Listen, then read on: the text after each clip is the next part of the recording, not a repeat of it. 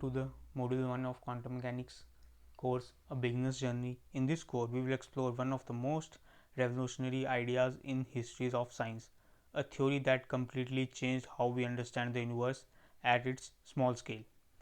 But before we dive into the equations and models, we need to ask a simple question: why quantum mechanics even necessary?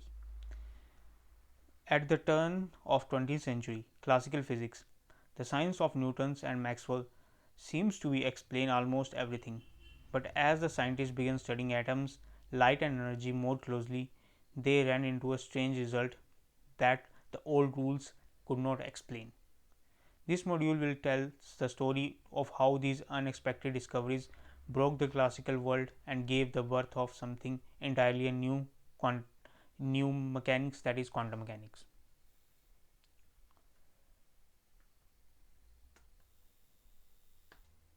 In module 1, we will cover topics: failure of the classical physics, Blackbody radiation and Planck's quantization, photoelectric effect, wave particle duality of light, and the timeline of early quantum breakthroughs. So, goal of this module, we need to understand why quantum mechanics was needed.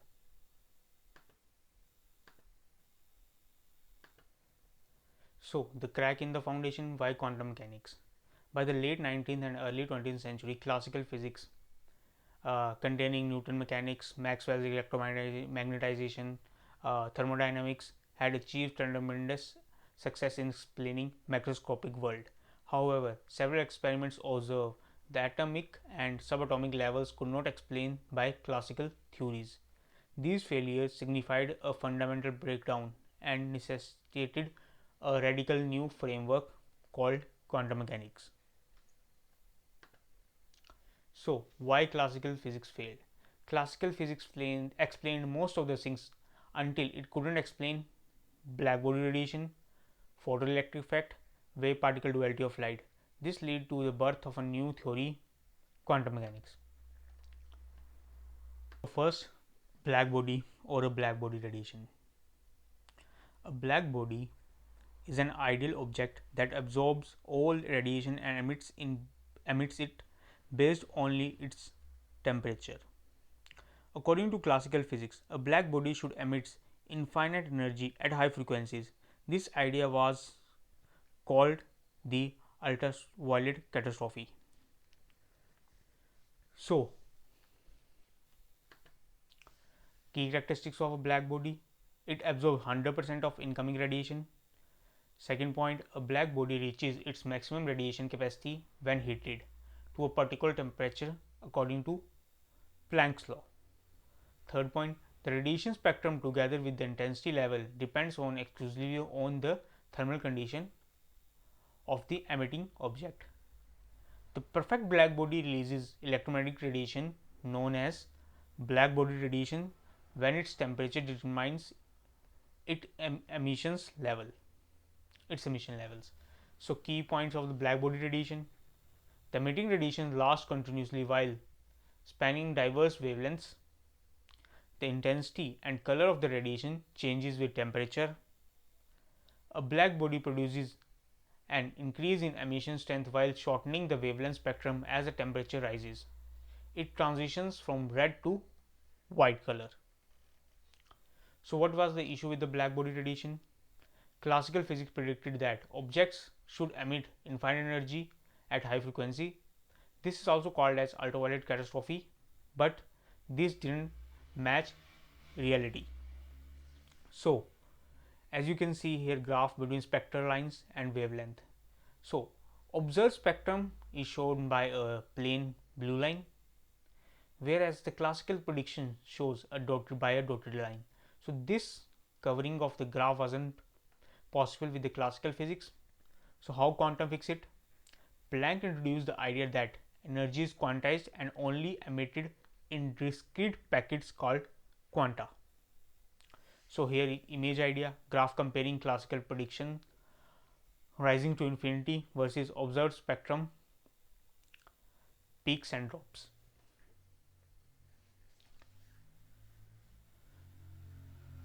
So, in 1900s, Max Planck solved the problem.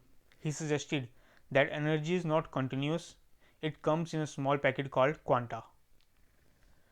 So, Max Planck proposed a radical idea to resolve the black body radiation problem. Energy is not continuous, but it is emitted and absorbed in discrete packets called quanta. The energy of the quanta is proportional to frequency of the radiation. He gives a formula called known as E is equals to energy is equals to hf, where E is energy of quanta, h is the Planck constant, has a value 6.62 16 10 to minus 34 joule second, and f is the frequency of the radiation. So, second effect is known as the photoelectric effect that classical physics could not explain.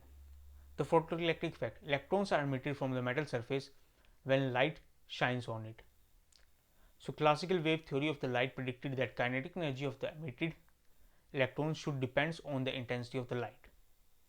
But the experiment showed that the kinetic energy of the electrons depends on the frequency of the light, and there was a threshold frequency below which no electrons were emitted regardless of to intensity. So, as you seen here in image, photons are shown by a blue line coming to striking on the metal surface, and the electrons are emitted due to this frequency of these photons as shown here. So, what was the issue with the photoelectric effect? Light should gradually knock electrons loose regardless of the frequency if intensity is high enough, but no electrons were ejected below a certain frequency even with the intense light. So, how quantum fix it? Einstein proposed light comes in photons, and only photons above a certain energy or frequency can eject electrons. So, image idea: diagram showing light hitting a metal surface and electrons ejecting only when the light has enough energy. So, how Einstein fixed it? Photoelectric effect: Einstein's explanation of photons in 1905, which gave Nobel Prize to Einstein in 1921. Albert Einstein extended Planck's idea, proposing that light itself is quantized and consists of discrete packets of energy called photons. Each photon carries energy is equals to hf. In photoelectric effect, photon transfer its energy to an electron if the photon's energy is greater than the work function represented by phi of the metal. An electron is emitted with the kinetic energy. So, he gives a formula: kinetic energy max or maximum kinetic energy is equals to hf minus phi, where hf is a energy of the photon and phi is the work function. Einstein explained beautifully, accounted for the experimental observations, solidifying the idea of light having a particle like properties. Now, wave particle duality of light, strange but true. Now, we had two sides of light. In some experiment, light acts like a wave, in other experiment it behaves like a particle. Later scientists found that not just light but electrons and other particles also show wave like behavior.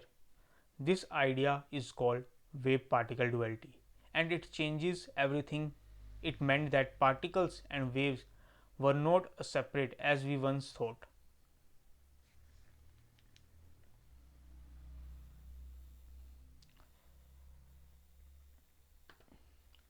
So, wave particle duality of light, what was the issue? Classical physics considered light to be a wave, whereas the quantum said the photoelectric effect demonstrated the particles like nature of light, photons. This led to a revolutionary concept of wave particle duality. Light exhibits both wave like and particle like properties depending on the experiment. So, impact of that: this duality challenged the clear distinction between waves and particles in classical physics. So, timeline of early quantum discoveries: in 1900 Planck's quantum theory hypothesis, in 1905 Einstein gives the photoelectric effect, in 1913 Bohr's atomic model, In 1924, de Broglie matter waves. In 1926, Schrodinger's equation, and in 1927, Heisenberg's uncertainty principle. Summary of the module 1: classical physics had limits, quantum theory was born to address them. Planck said energy is quantized, Einstein said light is made of photons, duality means wave plus particle behavior. This foundation led to a quantum revolution. Now let's discuss some questions. Question first: who introduced the idea that energy is released in small packets called quanta? It was Max Planck. Question second: what formula relates the energy of photons to its frequency? It is E is equals to hf. In the next module, we will look at atomic models and how quantum ideas helps to explain the structure of the atoms.